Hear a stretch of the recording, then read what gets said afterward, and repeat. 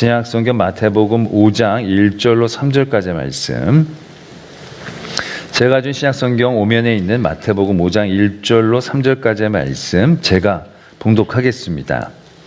예수께서 무리를 보시고 산에 올라가 앉으시니 제자들이 나온지라 입을 열어 가르쳐 이르시되 심령이 가난한 자는 복이 있나니 천국이 그들의 것이며.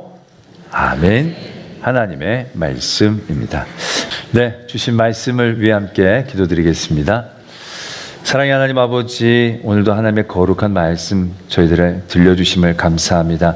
말씀을 통하여 하나님이 우리를 향한 그 진심과 사랑의 깊이를 알아가기를 소망합니다. 때론 말씀이 너무 어렵고 무겁고 버거울지라도 아멘으로 그 말씀 앞에 서게 하실 때에 그 깊이와 넓이와 높이를 제대로 알게 하시며 온전한 은혜의 자리 나아가게 하여 주시옵소서. 이 시간도 온전히 성령으로 인도해 주실 줄 믿사옵고 예수 그리스도의 이름으로 기도드립니다. 아멘. 올 한 해 예수님께서 설교하신 산상수훈의 말씀으로 시작하려고 합니다. 5장의 말씀은 예수님께서 무리를 보시고 산에 올라가 앉으시니 제자들이 나올 때 예수님이 입을 열어 가르쳐 주셨던 그 말씀이 시작되고 있는 것을 보게 됩니다. 그 가운데 가장 처음으로 하셨던 말씀을 우리는 일명 팔복이라고 얘기를 합니다. 많은 성서학자들이 구약에는 하나님이 이스라엘 민족에게 직접 주신 십계명이 있고 신약에는 예수님이 성도들의 삶을 당부하신 팔복이 있다라고 할 정도로 팔복의 말씀은 굉장히 무게감 있게 우리에게 다루어지는 말씀이 되어지는 것입니다. 말 그대로 8가지의 성도들의 삶의 모습들을 도전하시며 하나님의 복을 예고하고 계시는 말씀입니다. 그래서 우리는 마치 8계명처럼 이 말씀을 받게 되죠. 심령이 가난한 자는 복이 있다. 천국이 그들의 것이며 우리는 이 말씀을 심령을 가난하게 해야 된다. 그래야 천국을 받을 수 있다. 화평케 해야 한다. 화평하는 자는 복이 있나니 우리 화평에 대해 깨어 있어야 되겠다. 뭐 이런 식으로 우리는 이 말씀을 도전하며 하나님의 복의 자리에 나아가려고 합니다. 그런데 그렇게 계명으로 이 말씀을 우리가 받아들일 때 좀 난이도가 높은 부분들을 만나게 됩니다. 심령이 가난한 자는 복이 있다. 물론 심령을 가난하게 하면 되긴 될 터이지만 하나님이 우리에게 복과 은혜를 많이 주셔서 많이 삶이 윤택해요. 풍성해. 그런데 마음이 가난해져야 되니까 그 다음엔 어떻게 됩니까? 정말 끊임없이 다 버려야 되나? 나는 안 갖고 있다라고 내 스스로 최면을 걸어야 되나? 그런 상태로 나를 만들어 유지한다는 것이 쉬운 건 아니다라는 거죠. 애통하는 자는 복이 있다. 이제 울어야 하는데 하나님이 우리에게 은혜를 주시면 기쁘고 즐거운 일들이 많잖아요. 그 애통해야 복이 있다니까. 애가 뭐 대학에 합격해도 막 기뻐하면 안 되고 우리 애가 우리 애 때문에 떨어지는 애들도 있을 텐데 뭐 이러면서 그 슬픔을 막 유지해야 한다는 거 이거 굉장히 좀 억지스럽지 않은가라는 얘기죠. 의에 줄이고 핍박을 받는 것. 지금 우리나라는 너무 은혜로운 시대를 살면서 믿는 것 때문에 핍박을 받고 박해를 당하고 뭐 쫓김을 당한 그런 경험 자체가 우린 좀 어렵잖아요. 그럼 이런 상태를 유지하기 위해 중동으로 나가 살아야 하는 건지 이북으로 가야 하는 건지 여간 쉽지 않다. 그렇다고 막 핍박과 억압을 조작할 수도 없는 일이고 그렇게 삶을 도전하기 난해한 구절들이 있다라는 겁니다. 이게 십계명은요 한 가지라도 안 지키면 바로 아웃이지 않습니까? 이게 팔복도 8계명처럼 받아들이면 하나하나가 여간 부담스럽지 않다라는 생각들을 하게 될 수밖에 없다라는 거죠. 그리고 나서 다시 한번 이 팔복이라고 얘기하는 8가지의 복을 한번 바라보게 됩니다. 8가지의 삶의 모습들, 성도의 삶의 모습들을 도전하면 8가지 복이 예고되는데 그게 뭐냐?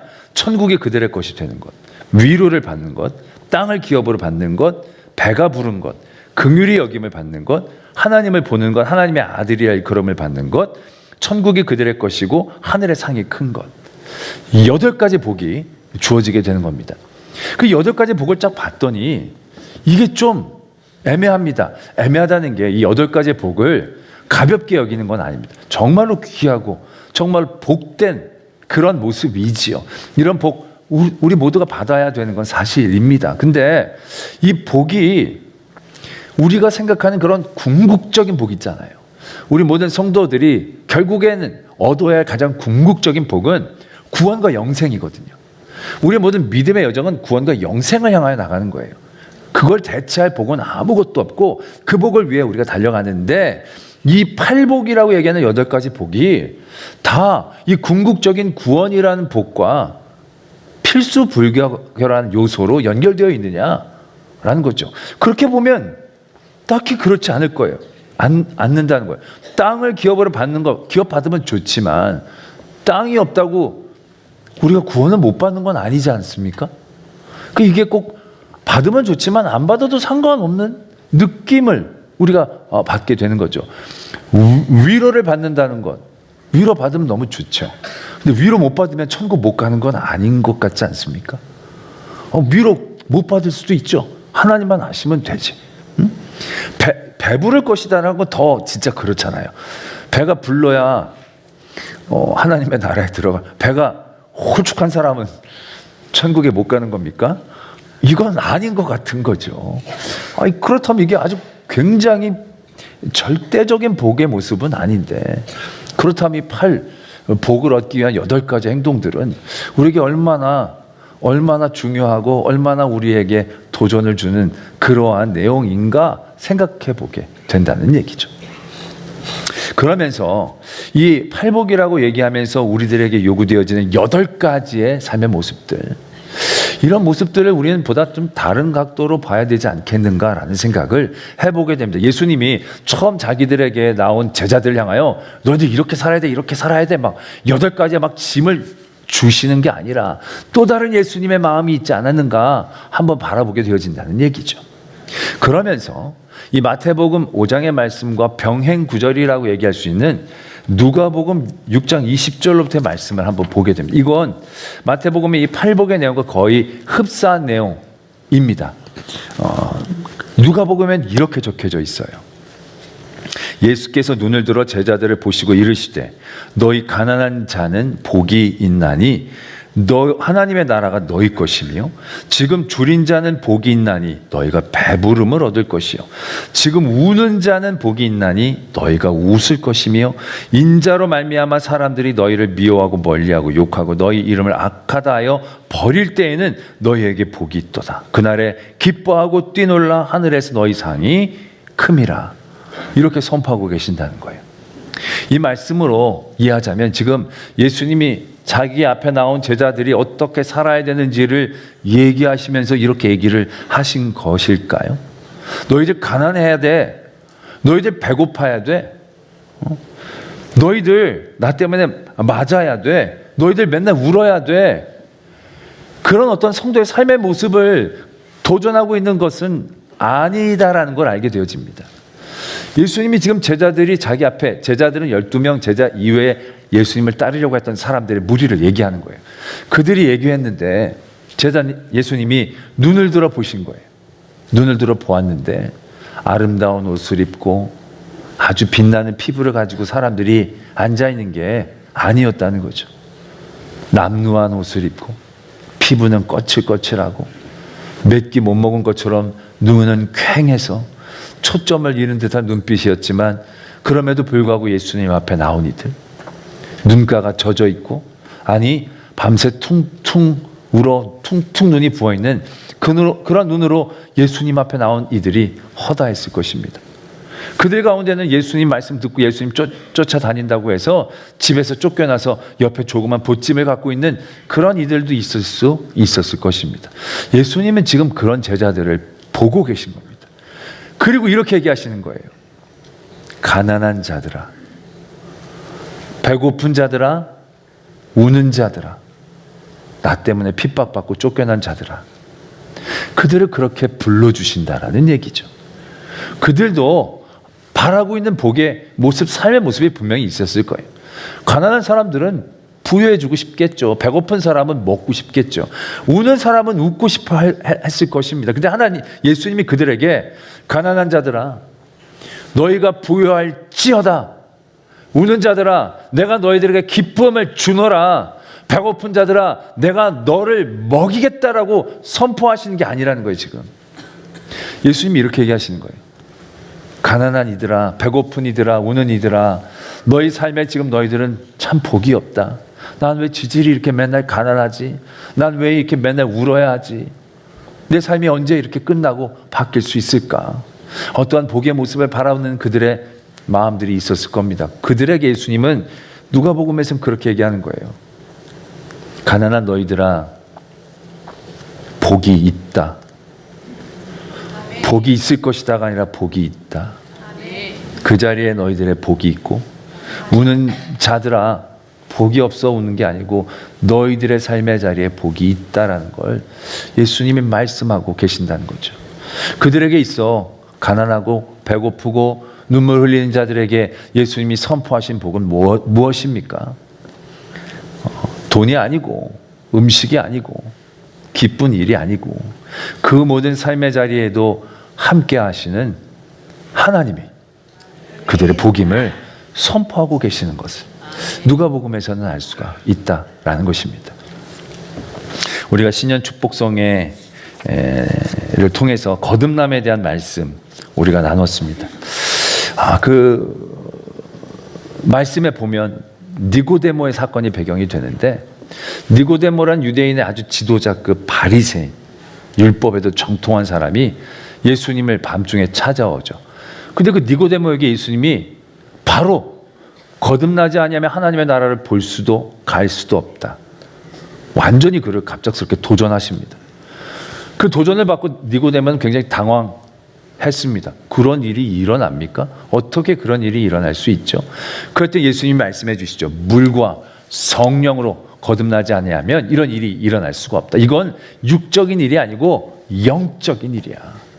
그들에게 이렇게 니고데모를 도전하시죠. 그리고 그런 말씀을 주신 다음에 요한복음 3장 16절의 말씀이 등장합니다. 저는 평소에 그렇게 느끼지 못했는데 이번에 말씀을 준비하면서 정말 깜짝 놀랐습니다. 이 말씀이 여기 있었구나.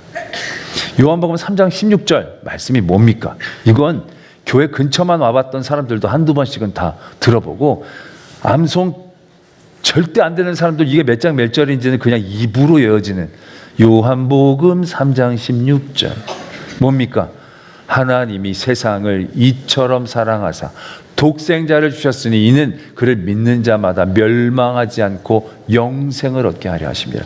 이건 우리 기독교의 가장 중요한 한 절의 말씀을 들라고 한다면 들 수 있는 굉장히 중요한 말씀, 너무너무 은혜로운 말씀, 하나님이 우리를 향한 사랑의 고백의 말씀인 거예요. 근데 지금 이 말씀이 니고데모와 예수님의 대화 가운데 있다라는 거예요. 우리는 이 말씀만 딱 띄워놓고 보면 이 말씀이 어디에 어울리겠습니까? 오병이어 역사를 이루기 전에 사람들이 막 모여 있어. 그 사람들은 내가 과연 구원받을 자격이 있을까? 절망하며 그들의 삶의 자리에서 낙심하는 이들로 가득 차 있었을 거예요. 그들을 향하여 예수님이 이렇게 선포하시면, 하나님이 세상을 너무 사랑하셔서 독생자를 보내주셨어. 누구든지 신분 고하, 재산 고하 그런 거 상관없이 누구든지 그를 믿기만 하면 멸망하지 않고 영생을 얻을 것이야. 아멘 아멘 아멘 막 그래가지고 막 엄청 감동의 물결이 올 만한 딱 그런 위치에 있으면 어울릴 만한 구절인 거예요.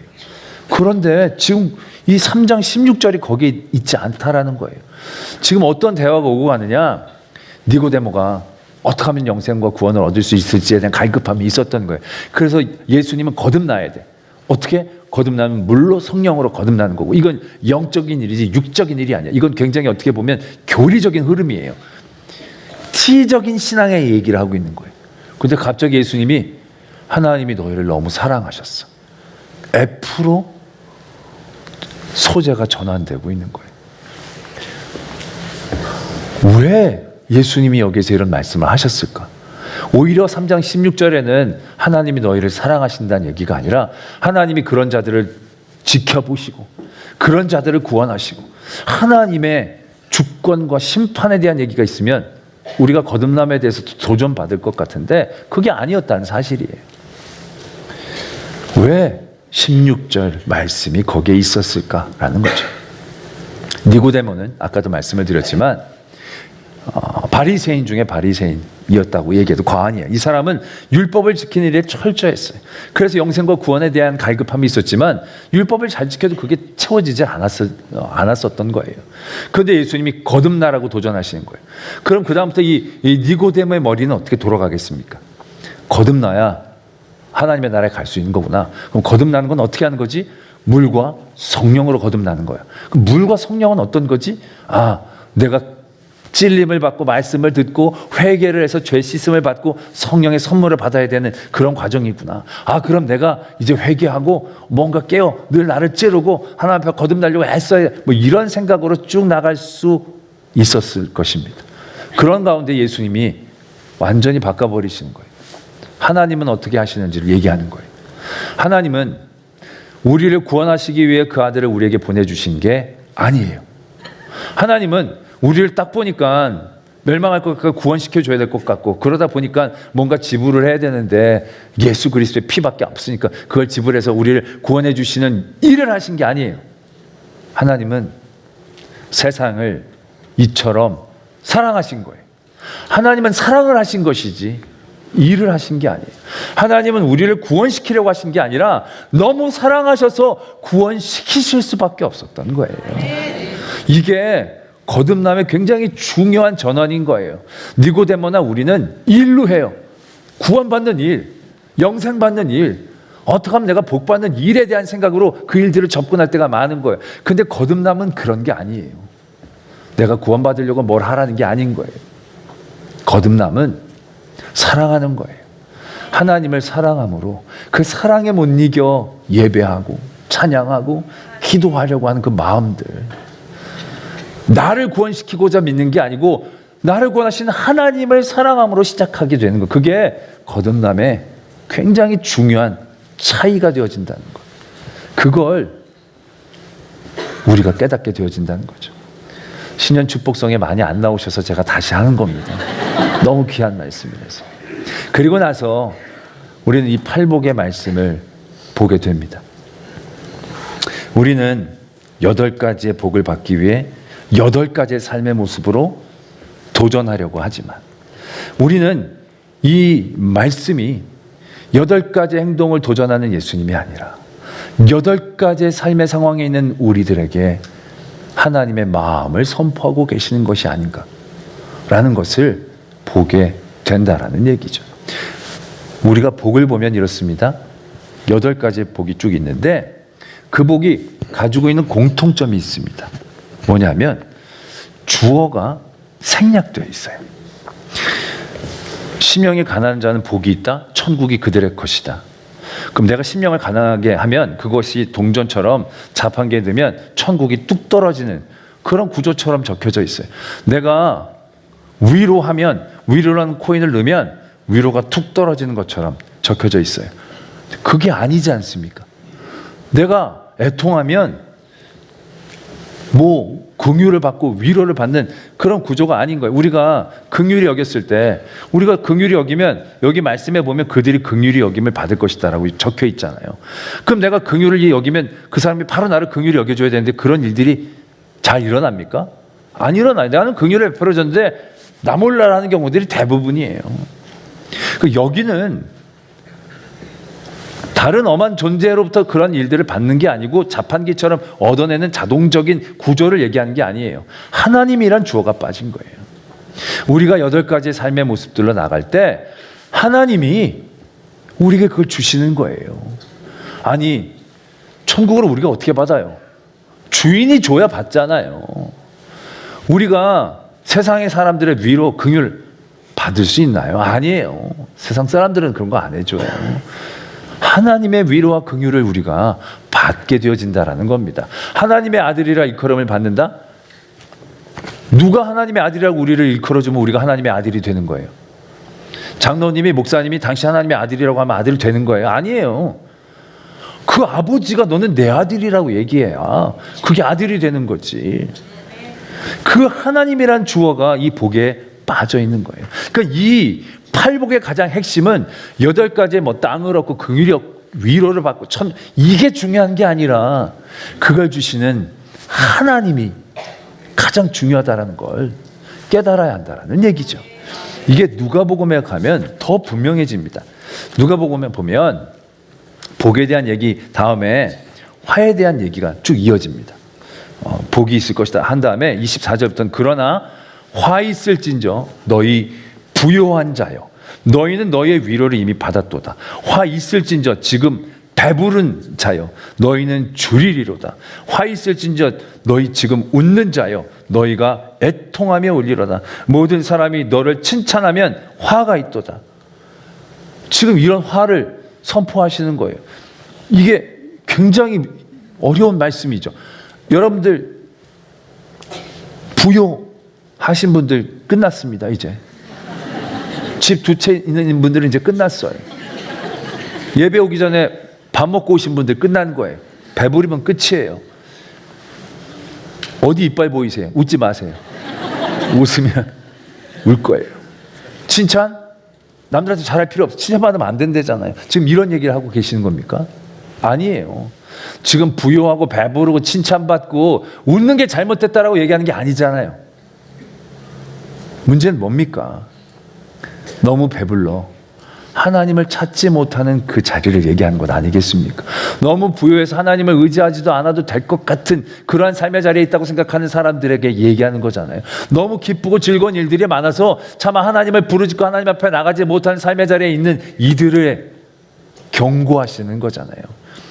배부르고 부요하고 칭찬받고 기쁘기 때문에 화가 있는 게 아니라 그 모든 삶의 자리에서 하나님이 없기 때문에 화가 있는 것이다 라는 얘기입니다.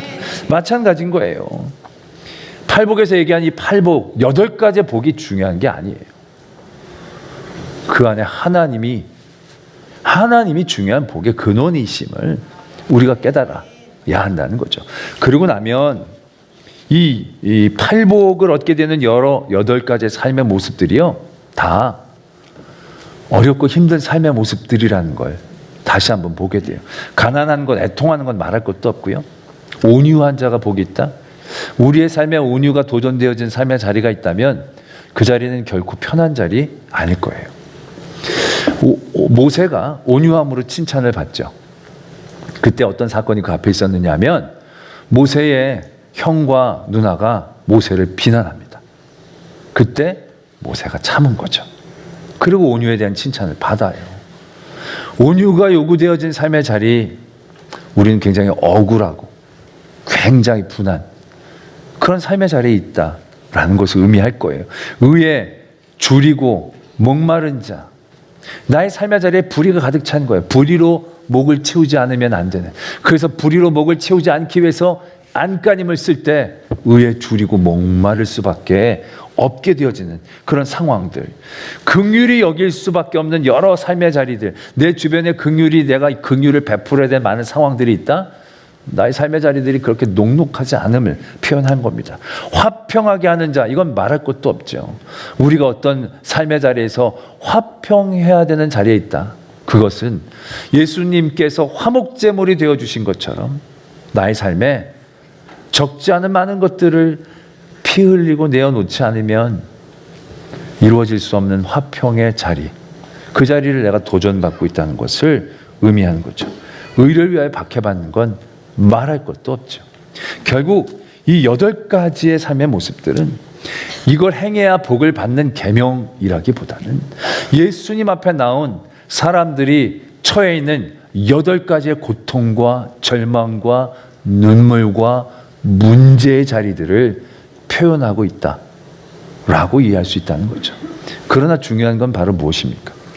사람들은 이런 자리에 있으면 복이 없다고 생각을 하죠. 그리고 이런 자리를 피하고 외면하고 빨리 벗어나서 이 땅에 존재하지도 않는 유토피아 같은 삶의 자리들을 바라보죠. 그 정도까지는 바라보지 않더라도 그 문제 자리에서만은 조금 더 비껴나가고 벗어나는 그 자리들을 간절하게 바랄 때가 참 많이 있다라는 것입니다. 그렇게 예수 그리스도를 찾아온 그들에게 예수님은 선포하시는 거예요. 너희들이 처해 있는 모든 삶의 자리에서 복이 있다라는 겁니다. 거듭나는 것도요, 내가 뭔가 노력하고 잘해서 어느 단계에 가야 거듭나는 걸 의미하는 게 아니었어요. 왜? 하나님은 사랑하셔서 누구든지 구원하시고 싶어 하시거든요. 그 출발선상이 세상에서 보면 다를지라도 하나님은 그것들에 대해 관여하지 않으시는 거예요. 누구든지. 그 모든 삶의 자리에서 그들이 발견하는 거예요. 깨닫는 거예요. 하나님의 사랑이 지금 나의 이 출발선상에도 있구나. 저만치 앞에 있는 저기에서부터 하나님의 사랑이 있는 게 아니고 뒤쳐져 있는 나에게도 하나님의 사랑은 임재하고 있는 거구나. 이걸 깨닫고 붙잡고 나아갈 수 있기를 원하시고 계신다라는 얘기죠. 지금 팔복의 8가지의 삶의 자리들 다 애통하고 눈물이 고통스럽고 뭔가 결단하고 포기해야 되는 그런 모든 삶의 자리, 왜 나는 맨날 이렇게 살아야 됩니까? 라고 얘기하지만 예수님은 그들에 대하여 이렇게 위로하시고 선포하시는 거예요. 너희들의 자리에 복이 있다라는 거예요. 너희들의 그 자리에서 그 복을 바라보라라는 얘기예요. 천국, 하나님의 아들, 땅 이런 거 보기 전에 그걸 주시는 분을 먼저 봐야 되지 않느냐는 거죠. 그 하나님은 내 고통의 자리, 눈물의 자리, 내가 피해를 봐야 되는 자리, 피를 흘리는 자리, 억울함의 자리, 그 자리에도 함께 하시는 하나님, 그 함께 하시는 하나님을 고백하며 인정할 때 이미 내게는 복이 있다라는 거예요. 왜? 하나님 외에는 무엇도 복이 될 수 없으니까.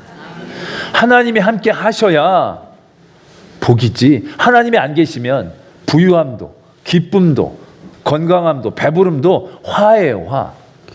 더 이상 복이 될 수 없다는 거예요.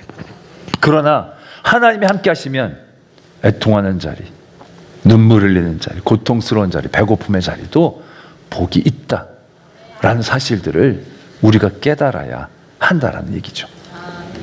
올 한 해 여러분들에게 좋은 일들이 있을 줄 믿습니다. 그러나 분명히 제가 예언합니다. 좋은 일들만 있지는 않을 것입니다. 그런데 이것도 확실하게 내가 예언합니다. 세상에서 말하는 좋은 일, 나쁜 일, 그런 모든 자리에서도 여러분들은 복 있는 사람이 될 줄 믿습니다. 좋은 자리에서도 하나님을 찾고 만나고, 어렵고 힘든 자리에 더 하나님께 간절히 부르짖고 매어 달릴 때 그 모든 자리는 복된 자리가 되어져서 여러분들에게 8복이 아니라 80복. 아멘한 자들만 80복을. 저는 또 이런 류는 아니에요. 모두가 받기를 원합니다. 다시 시작하겠습니다. 모든 삶의 상황 가운데에서 하나님이 함께 하시면 8복이 아니라 80복, 800복, 8000복, 8만복. 저쪽에는 아멘이 좀 아멘 소리가 적더라도 하나님은 모두 복 받기를 원하십니다. 복의 근원 되신 하나님이 우리와 함께 하심을 믿고 모든 삶의 상황 가운데에서 복된 사람으로 살아가는 2026년 되어지기를 축원합니다. 기도하겠습니다. 오늘의 말씀 묵상하시면서 세상의 좋은 일들을 따라가는 것이 아니라 내 삶의 모든 상황 가운데에서 복 되신 하나님을 붙잡고 복 있는 자로, 그래서 그 복의 근원 되신 하나님이 주시는 그 온전한 은혜를 누릴 수 있는 성도 되게 하여 주시옵소서. 이러한 기도의 제목으로 하나님 앞에 나가겠습니다. 아버지 하나님, 오늘도 우리를 붙잡아 주시고 지켜 인도하여 주심을 감사합니다. 온전히 하나님을 찬양합니다. 하나님을 높입니다. 하나님의 큰 은혜와 사랑을 믿게 하여 주시옵소서.